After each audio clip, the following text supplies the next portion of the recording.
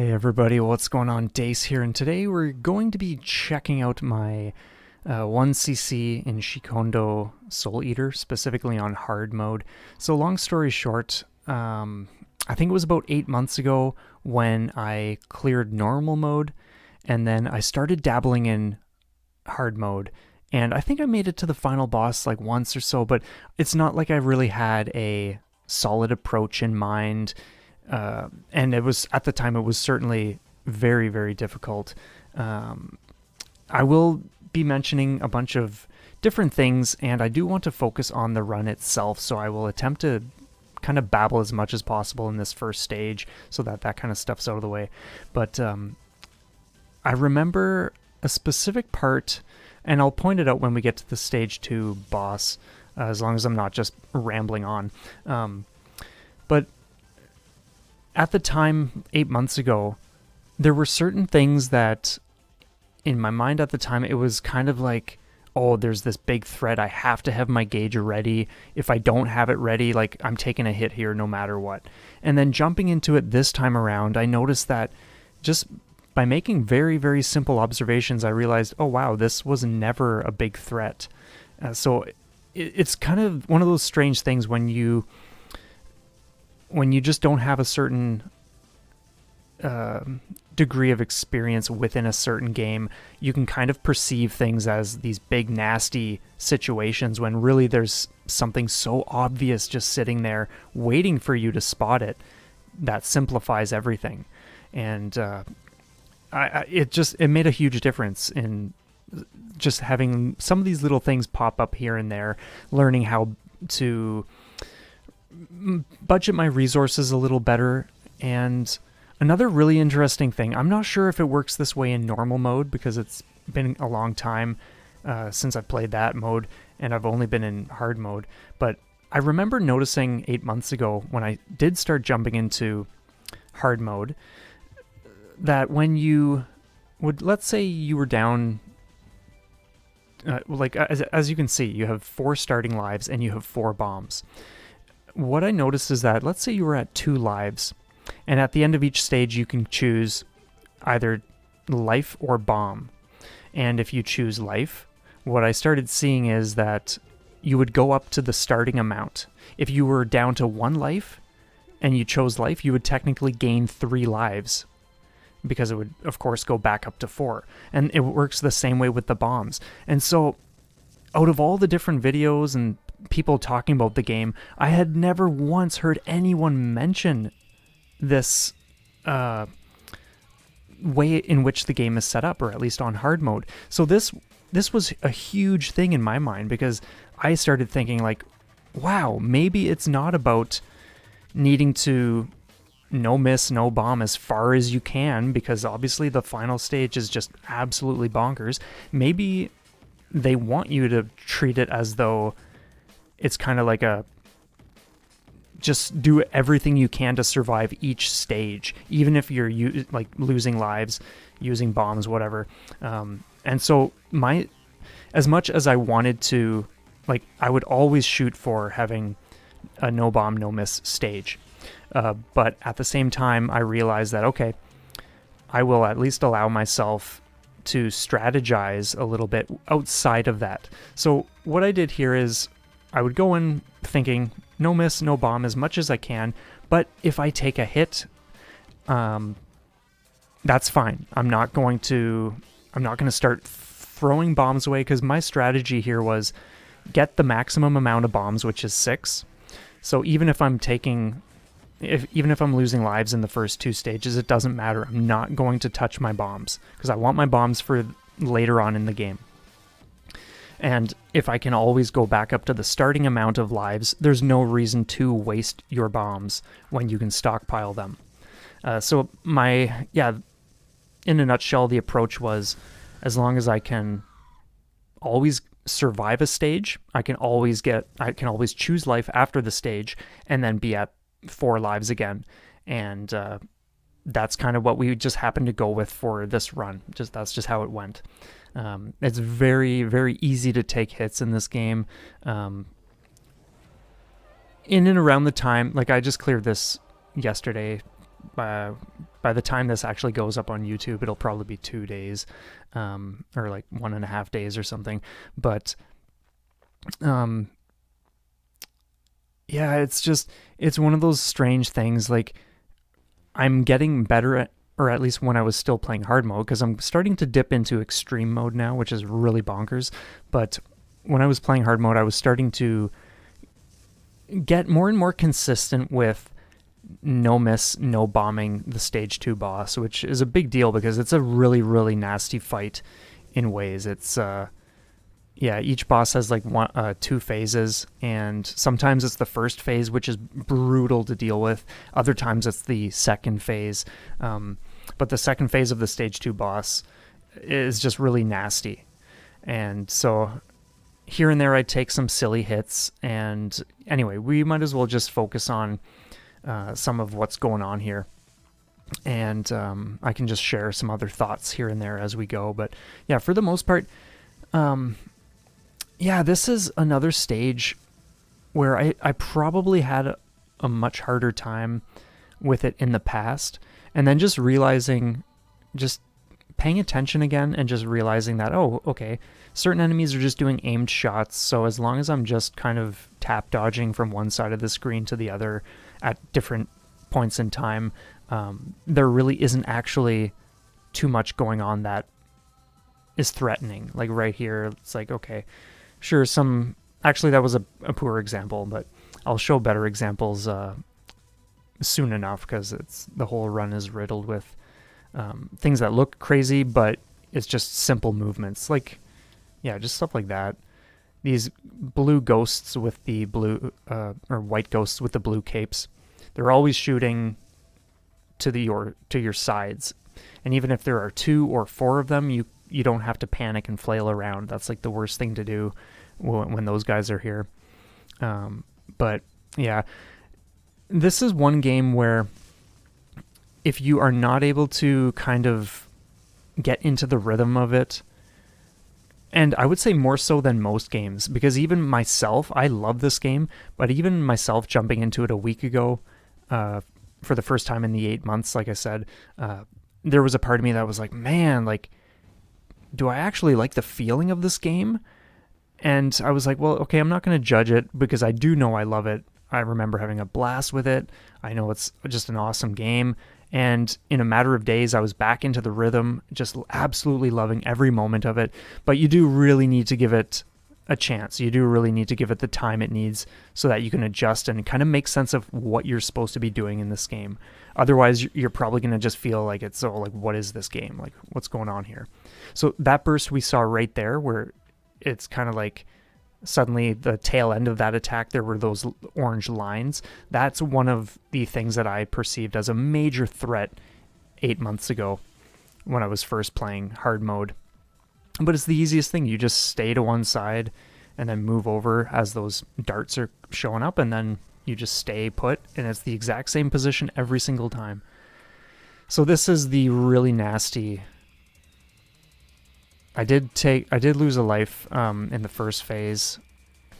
I'm not sure when I lost my second one, but I've taken 2 hits just to really silly things. In the first half of this boss fight, like the first phase, I mean, I almost never take hits because it's such a basic and easy thing to just deal with, but just a classic fumble just over things you've done 1,000 times. But you really got to pay attention during this part of the fight, because it's relentless. Like, it throws all sorts of stuff your way. Another interesting thing, I was experimenting with different timings for when I fire off my soul collect, like my hyper mode, and it actually kind of revealed to me a pretty great way to just not necessarily make it easier, but kind of just stay on top and just experiment with this new rhythm that just went really well, or at least in this situation. And so that was really cool to see. I really like when, yeah, you can just kind of provide yourself with the opportunity to do different things instead of forcing yourself to always do it the way you think is best. I think that can be a major rut at times. if you're never allowing yourself to branch out, or just because sometimes when we get into a run and we're doing well enough or whatever the case is, we don't want to deviate. We don't want to do anything experimental because we want to see how the run goes. We want to do what's safe and comfortable and familiar. But when you can break away from that, you can sometimes just see fantastic things you can put to use and actually improve your route. So that was, that was a little messy. I'm not sure why I made that so much more messy than it needed to be. I could have just not been moving much, and that would have been a piece of cake. But I love the artwork. I cannot get over how exquisite this game looks and feels. And the mechanics, I love it, honestly. And while there are some enemy bullets that do blend in with the background at times, for the most part, everything is very discernible. But I think it's one of those games where one of the main culprits, or like when I take, that section right there, I rewatched that earlier today and I was like, how did I not get hit? I somehow just kind of made some fumble movements in and around those few that were clustered around me.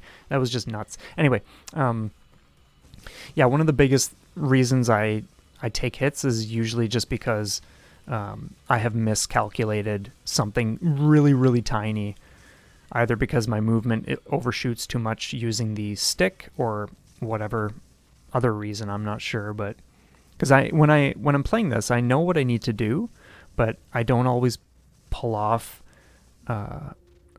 as tiny a movement as I would like. And I'm wondering if it's just my stick or what. Maybe like it would need some kind of adjustment or something. I'm not sure, but stuff to experiment with and explore at some point. But either way, we are continuing along, and here we are at the third boss. So this is another one that can pose some huge issues. This first half is sometimes absolutely brutal, whereas the second half is like an absolute breeze for me. I never mess up the second half. Sometimes there are situations where I can't take another hit, but I know as long as I'm in the second half, I can do that whole thing, no problem, like every single time. It's just this first half of the fight is just so much you got to pay attention to, so much you got to not mess up, because it's just so easy to just miscalculate, or there's just a lot going on, like things crisscrossing, spreading out, bending like this, like all over the place. How I took a hit there, I have no idea. Oh, because normally I'm just at that point, I swear I was thinking like, oh wow, I've made it through that. Thank you, holy smokes. But then I just took a hit at the very tail end of it. And that's just the time to use the gauge just to finish. Remember how, if you watched my boss rush mode, I mentioned how when you activate it, your swords gouge the boss and it takes off a significant chunk of the boss's HP. So that's a big help. But yeah, this is just basic stuff. Just tap dodging to the side, you're totally fine. I really, really enjoy this pattern. When you first encounter it, it can be tricky to kind of get the rhythm of it, but it's pretty simple to deal with. And then moments like this, it can look like a lot's coming your way, but it's really not too crazy. Plus, sometimes you'll have your bullet cancels from either activating your gauge or it ending, since you get another bullet cancel there as well. But for the most part, like there's just a method I use for this fight, and you just do it the same way every single time, and you will never fail the second half, because the attacks are just very easy to read, very easy to deal with. On hard mode, this is a little more complex because the spaces are, I think, slightly tighter. I would need to check normal mode, but it's easy to sometimes... So here's one thing that will trip me up sometimes. when you activate your soul gauge, like I just did, you can kind of overshoot your movement. It's a strange feeling of it almost being slow motion, and yet you just overshoot. Like, I almost ran into the wall of bullets there, or the stream, because of that effect. And so it's something I was aware of. So in this run, I knew, okay, don't move as much until after that first second and a half or so, because otherwise you might just launch yourself right into the projectiles. So thankfully we made it through. At this point, I can just choose life, go from 1 to 4 lives, and as far as I know, I haven't used any bombs yet. So that's a bonus. I'm going to grab some water here because my throat is a little on the dry side. Boom. We have successfully moved into the new place, by the way. I am currently sitting on 2 boxes because my computer chair is still at the old place. Haven't gotten everything yet, but we're still technically there for the next 2 months, so we're in no rush. But anyway, let's get back to this. So I really, really love dealing with this. You do not need to move it around as much as I am doing here. I'm just kind of having a bit of fun with it, but when those... We'll see it again because it comes back and forth in different sections of the stage. But it's really easy because those little red girl enemies, they only fire at a specific point on the screen. And so that means that the shots they're firing that are going out to the sides, if they're on the right and you're on the left, those are never going to hit you. So you could essentially just stay to one side, or you could just stay right under them on the same side and just deal with the ones that are coming straight down. And it's very, very safe, very, very easy to manage. This part can be tricky, but normally I like to keep the damage on that bottom head as it's coming out, and then it blows up pretty much right away. It didn't that time, and that kind of poses extra risk. But this time I just decided to launch that because I didn't want to take any chances. But usually I cancel out that first wave because that poses issues. And then this isn't a threat because it just goes back up the screen. But I just love how these attacks, when you're playing the game for the first time and getting used to stuff, you don't necessarily realize that. You just assume all the bullets are going to just keep traveling in the direction they're going. And I think that's really cool that they deviate from that kind of thinking in this game. Because it toys with you. And I think that's such a great element to throw into this kind of experience. And it's one of the reasons one of the many reasons anyway, why I love Shikhondo. It's just got some really cool things thrown into the pot. And those things I just killed, I realize we're already onto other stuff now. But that like void with the hands. So those 3 that we just killed of those enemies, as long as you are laying damage on them from the moment they show up, you never need to move. If you kind of miss a little bit because you're off to the side slightly or whatever, then you might need to make an adjustment at the last second. But for the most part, you can always take them down every single time without moving. But again, if you don't know that kind of stuff coming into this, then it's going to be chaotic because suddenly right from the get-go you're going to be trying to dodge all these blue shots and all this extra stuff you don't need to be doing, and you're likely to just take a hit or use a bomb or whatever, but you don't even need to do any of that. So here we are, stage 4 boss.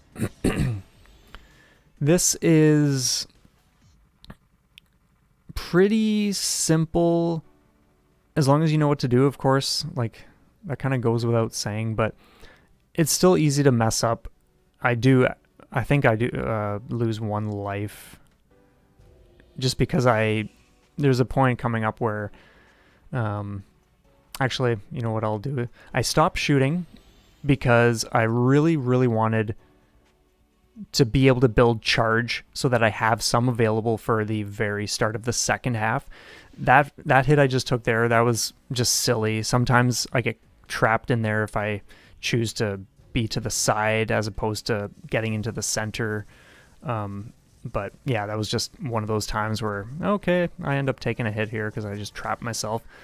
But this is why I want charge, because this attack here is just crazy.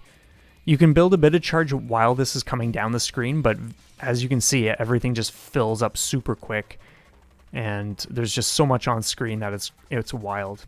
Once this hits, it's fine. You just kind of go straight up or straight down. I like to go straight down because it fires darts down anyway, so you're kind of moving away from what is eventually going to come. This is a pretty nasty attack. Sometimes I do really well just tap dodging out of the way of those blue shots, but I wasn't going to take chances in hard mode as much as I would in normal mode. Not yet anyway. In the past, I would move from side to side, like I would move from one side to the other during that attack, but this time and in the boss rush, I just realized it made way more sense to go vertically for that. This is a pattern that gives me a lot of trouble still when all those streams are firing out. But this is a great time to just build a bit of charge. And yeah, that's that. So that, yeah, we took some hits. But again, with the approach we have, it's not really a big deal. Now that being said, of course, this is our last opportunity to strategize with the life and bomb selection. So obviously I'm thinking to myself, well, having 4 lives is way more important than having 2, and like, yeah, some I think 1 extra bomb, because I think I had 3 at the end there. Yeah, so I chose to go with life so that I was gaining 2 lives instead of just 1 bomb, since that would have just given me 1 to make it the default amount. So this is, sometimes I start this stage with 4 lives, 4 bombs. Sometimes it's 5 lives, 6 bombs. I think I've even had one where I did make it here with 6 lives and something like 4 or 5 bombs or whatever. But like I mentioned earlier, I wasn't going to force it to be a certain way. I wasn't going to be picky.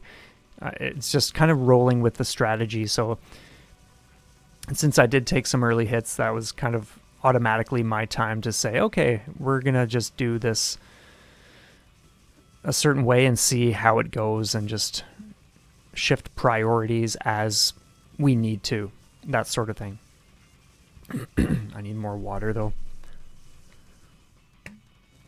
I've said this before in other videos, since I have done a bunch of videos on this game, but when I first played this game, I really didn't like the music. There was just something that didn't click.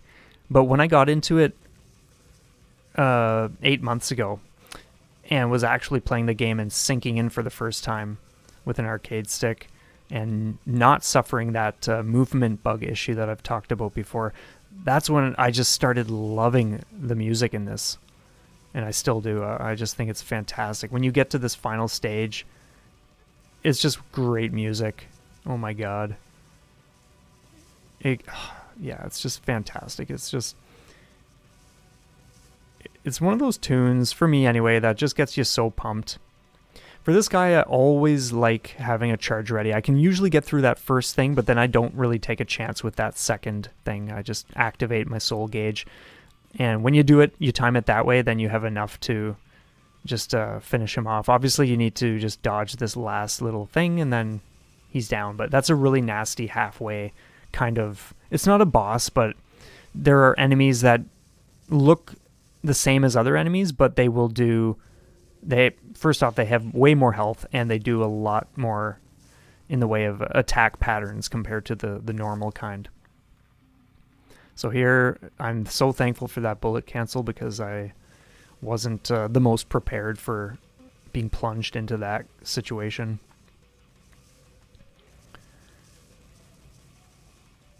But the more I play this game, the more I just love it. Every time I come back to this game, I just absolutely love playing it. And it's one of very, very few shmups that I do come back to playing. So that's saying quite a bit about the game, and I just think it's such a great experience. Excuse me.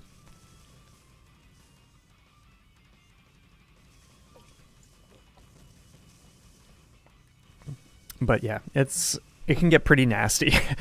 You got all sorts of different enemy types showing up simultaneously or filtering in one after another. Like these void things, if you are not on top of that, man, when I took that hit, I was just like, you gotta be kidding me. Like, you've got to be joking me.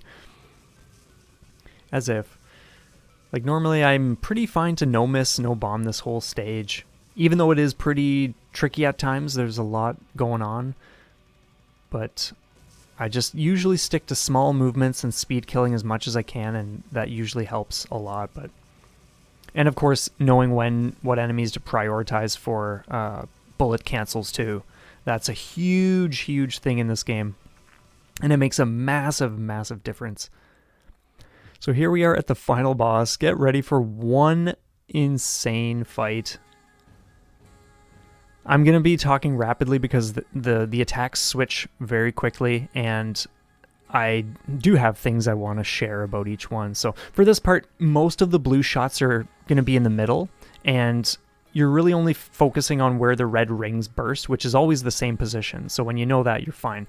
So the reason I activated that gauge there, the Soul Collect mode, was just to do more damage, because I know I can survive this area anyway. This attack is very, very dangerous. Sometimes I'll get clipped at the last second, and you do got to move over between the red and the green lines when they're coming down, because they do shift slightly. This attack I almost never deal with. That was the first time ever doing it without activating anything or throwing a bomb.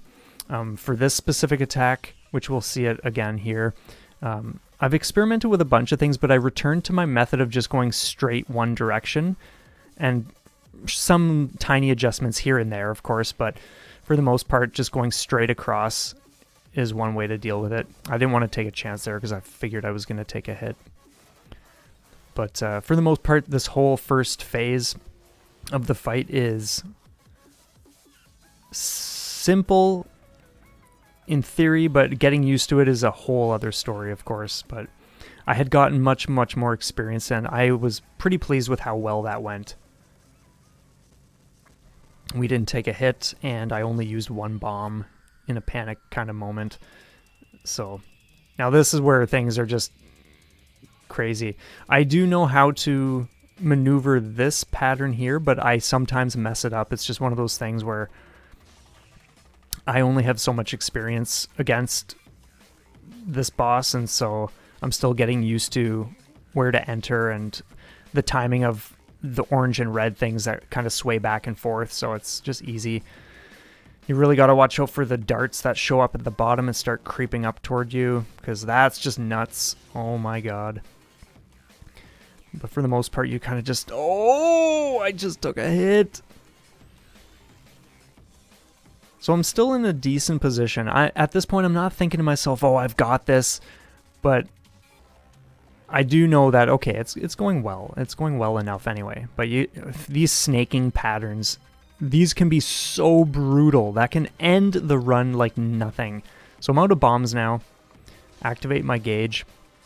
I'm just doing my best to attempt to sway. Interestingly enough, in the past, I thought these snakes were way, way more dangerous. This time around playing the game, it felt as though I was able to read them and just...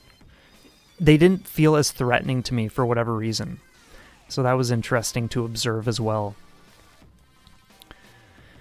Now, I think there's a fumble coming up. Yeah, you never... Or at least I never want to be on this side, because that's... Like, sure, I could have just gone up faster, but normally I'd never go on that side because it just feels more dangerous. So now I'm in a position where I cannot take another hit. That last life you see in the corner, that is my final life. So at this point I was just like, I am so close to doing this. We have got to do this. Oh my god. And my heart was not like going crazy, but my heart rate was definitely up for sure.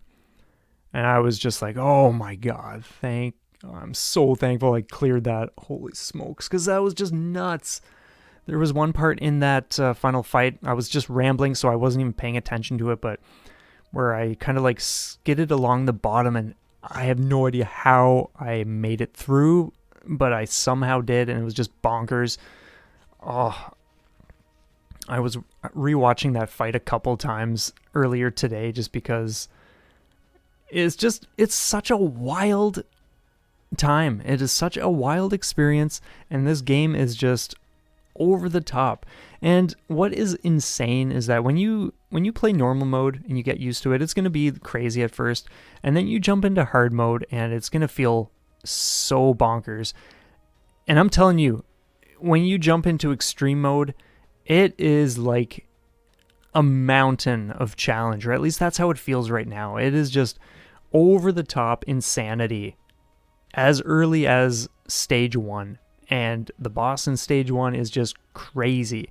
Like, for instance, I can easily no miss, no bomb the stage 1 boss, no problem. But jumping into it extreme mode last night just to experiment a little bit, like obviously I don't have the knowledge of what to do and how to avoid things, but yeah, I was struggling to even survive stage 1 boss.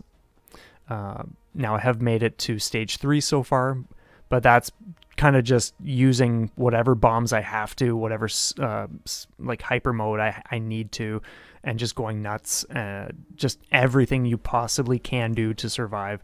So I'm really excited to keep chipping away at that. I'm not sure if I'm gonna go like super insane, or just gradually chip away at it, or come away and come back to the game again. We'll see.